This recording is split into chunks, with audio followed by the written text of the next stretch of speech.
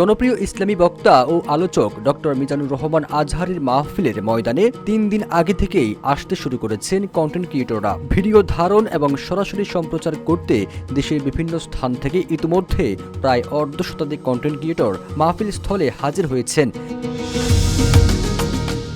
এসব কন্টেন্ট ক্রিয়েটররা জানিয়েছেন, মাহফিলের বিশেষ মুহূর্তগুলো ধারণ এবং দর্শকদের কাছে তা পৌঁছে দেওয়ার লক্ষ্যে তারা অনেক আগেই এসে হাজির হয়েছেন।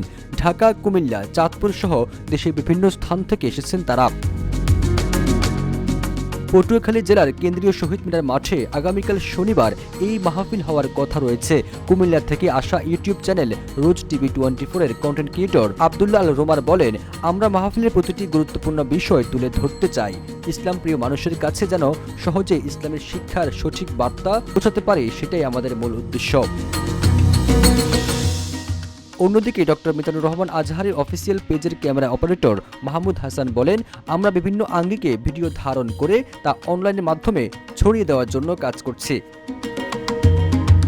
চাঁদপুর থেকে আসা কন্টেন্ট ক্রিয়েটর মোহাম্মদ রিয়াজ বলেন, মাহফিল থেকে আমরা ইসলামের গুরুত্বপূর্ণ বার্তাগুলো রেকর্ড করি এবং তা দর্শকদের কাছে ছড়িয়ে দিই। এতে মানুষ ঘরে বসেই মাহফিলের বার্তা পায়।